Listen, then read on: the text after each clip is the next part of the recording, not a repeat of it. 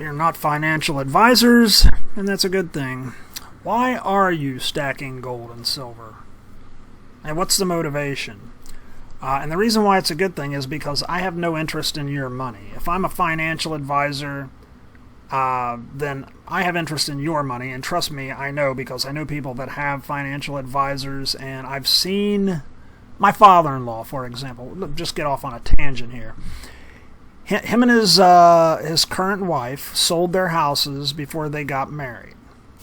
And they sold their houses, got a really good price for it, and then they bought a more expensive house that was worth about what their two combined houses were before. So they could have taken that cash that they got, or the payment for their two houses, and literally paid off their new house. Done, right? He's retired. She's got... she doesn't have a lot of income. She had a payout from her ex-husband's death years ago, which that money's probably running out. So it's not like she's making a ton of money. He's retired. He worked for a big company and he's got a pension and everything, so that they're comfortable. He's the type that saves money, and they're comfortable. Their financial advisor, however, instead of having them pay their house off, talked him into not paying really any of it off, to making payments, they put the down payment on, and then they're making the payments as if they were, just the average buyer who didn't have the money to just pay it off. Now you have to understand, this wasn't all the money they had. This guy's been stashing money back all his life. He is very comfortable. The money that they got from their house sales, was not needed to be used for an investment. They could have paid their house off and still had plenty of money. They're not hurting, and I'm not feeling sorry for them, just saying that you think you would have paid your house off, but their financial advisor tells them not to. Well, now he's playing with that money too. Hundreds and hundreds of thousands of dollars, at least $500,000, and probably closer to $700,000 based on his house and her house, the location and everything. So he gets more money to play with, but the fact is what happens if he loses it? And he's got a substantial amount of their money is invested with this company. That's why I'm not a financial advisor. I want you to know I'm not. And it's a good thing, because I'm not interested in your money. I'm just here as a collector to say, hey, this is what I do, right? Why are you stacking gold and silver? What's the motivation? Are you doing this because you wanted to get rich quick? When I came into silver and gold, it wasn't too long after I graduated high school. It was right around the time I was getting married for the first time. I was working a job.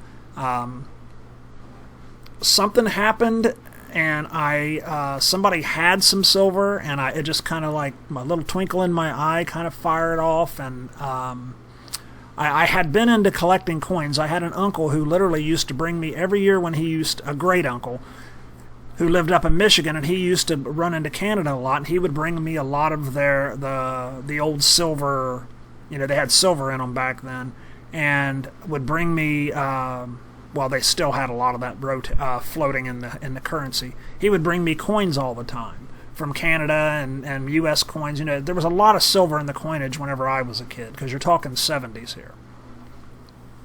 That's what got me into coin collecting. And then later on, I realized, oh, wait a minute, what's this silver thing? Because somebody actually had some silver, and that's when I realized, holy crap, there's silver in the coinage, there's silver, this guy's got silver. And I started, and then later I got the gold bug as well. And it was because of a gold cufflink. Somebody must have lost a gold cufflink in a house that we were living in. It must have been like an old tenant or an old owner or something. And I was digging through the basement and literally found this cufflink, and it was damaged, but you could tell that it was definitely. It looked like, probably now that I'm thinking back on it, it's probably 18 karat gold or something, and it was a pretty sizable chunk of gold, And the gold price wasn't exactly that high back in 1980-ish, whatever. 82-ish, I think. And So that was kind of a spark. I remember feeling like, oh man, I would love to have more of this, the gold, And there was nothing in my head thinking about, man, I'm going to be a billionaire if I own this gold, or I'm going to, go buy a bunch of this, or I'm going to do something else. I'm going to find a pot of gold and I'm going to be floating in dollars. It was never like that for me. When I got the silver, when I started getting into silver, it's the metal itself. Now I'm not as big a gold bug. For reasons, and it's not because of the gold itself, it's because of the government involvement with it. But why I started stacking, why I got interested in that, it was just for the metal itself. I mean, I knew that it had value, and I knew that it was worth more than that paper fiat. That was kind of my thinking. It's just, I'm not running it down like, say, verbatim. My brain is not processing this every little word of how this works and why gold is this and why silver is that and a fiat this and fiat that and we don't have silver in our coinage anymore. It wasn't like that. It was more that my brain took the very simple basics of this silver metal is more valuable than that paper or that clad coinage. That was it. That's kind of why I started stacking. And it was just the metal itself. I love silver. I love the look at it, the look of it. And then later on, years over the years, I got into platinum, and then I've got into some palladium and even rhodium, much later. And it's never been about getting rich quick. I've never looked at these metals as not even, like I say, when I was a child and I found the gold, or when I was a young man, I should say, and I found the gold, or when I was younger and I had the silver coins from my uncle, and none of this was ever looking at this like, oh, I'm going to be rich. I'm going to be rich. And so I don't know if maybe because I never had that to begin with, that I've never looked at it that way. It's not scary for me because I'm pretty stable in how I handle the metals, how I've always handled the metals, right? It is scary for me when I see some people being taken in by, and I'm not going to name any names, by these pumper dumper sorts. Because when I say, why are you stacking silver and gold there? When I ask you that, and you say, because some guy on a commercial, on the radio or on the internet or on TV was telling me, you got to buy this stuff now, and it's going to go to the moon, and see where it's at now. Silver's gone from $17 up to $50. It is going to shoot to the moon. Get in now, buy now, because it's going to.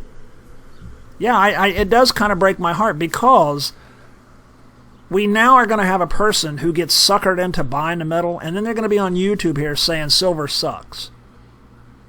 Now, it's none of my business, but the fact of the matter is this person could have come into this the proper way.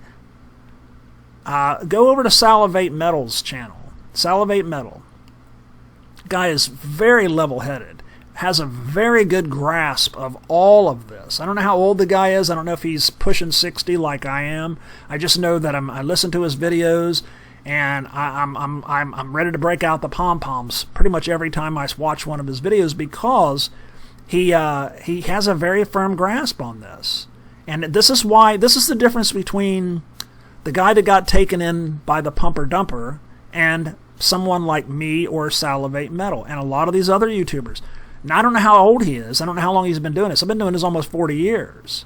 And I'm still out here with the pom-poms. And you know what? I'm not a guy that's selling you the silver. I don't sell my silver. I don't sell my metals. I might take them in and say, trade in a bunch of little crap that I bought that I shouldn't have and get a bigger bar. But that's the extent of it. I may take my rhodium that's gone up 30 times what I paid for it and get silver out of it. Now, I do that, but I'm not selling. You're not getting my silver. So I'm not a guy that's making money off you. That's why I'm saying I'm not a financial advisor. I'm not making money. I'm just telling you how this works for me.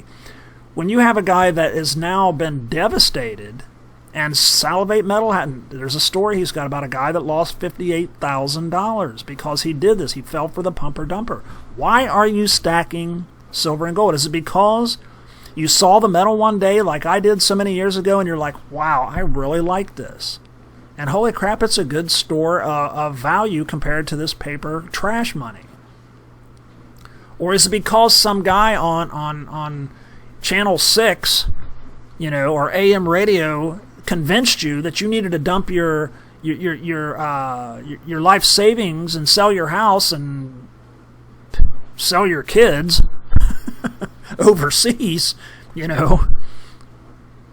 so that you could buy all this silver that they're trying to dump on you and become a billionaire? It's not going to work like that. You don't have enough money to invest in any amount of metal. And I'm telling you this as a fact, as somebody who knows how this works. If you're in here listening to this video, or you're listening to Salivate Metal, or you're listening to any of these, you are clearly not someone, this isn't an insult, that does not have the kind of finances available to buy enough metals to ever become rich, truly rich, to go from X to Y, to go from some meager little, peon living in a shack somewhere to living, we're not going from rags to riches. That's not what this is about. Why are you stacking silver and gold? If you're doing it because of Pumper Dumper, you got taken, man. If you're doing it because you watch some videos like mine or Salivate Metals and you think, well, this is actually pretty interesting, I think I might check this out. And then you can keep your head about you and you can do it in a calculated, a slow, methodic way, you're going to be very happy with it. Most likely, if you do it right. Now, there are some people that are methodical and they still end up coming out in the negative because they don't understand things like cost averaging. And I don't know, I can't wrap my mind around how somebody doesn't pick up on that very quick, because it's as simple as buy low. That's what it means. When we say cost average, what we're saying is buy low. Anytime the metal's down, that's when you buy it. That's what cost averaging works out to be. You're trying to pull that average per ounce average of all your metals combined, trying to pull that average down, the average cost per ounce down as low as you can. What do you got to do to do that? Buy low. It's that simple. Why are you stacking gold and silver? You really, before you even get into the metals, you really should ask yourself, why am I doing this? It's always good to have. I mean, everybody on this planet should have 100 ounces of silver in their house saved somewhere, or in a safe deposit box if you trust that kind of a thing. Everybody should have 100 ounces of silver, a little bit of gold maybe, just sitting somewhere as your emergency fund. That would be perfect. 100 ounces. That's not that expensive. It's not that hard to get up there. If you get 100, you could even just get to 100 and keep it there. Forget about it. Get you a little bit of gold, a little bit of platinum, whatever, and toss it in there too. But why are you stacking it? If you're coming in this to get rich quick, hang it up, give it up, walk away from it, and don't ever look at it again, because you're not going to get rich on this stuff. You can come out ahead, but if you're not rich going in, you're not going to get rich. If you're poor going in, this is just going to help you hold on to some of your money. That's really all it's going to do. And that's all it's really meant to do. I'm running out of time. You guys have a good day and stack safely. Don't get taken in by con artists. Y'all have a great day.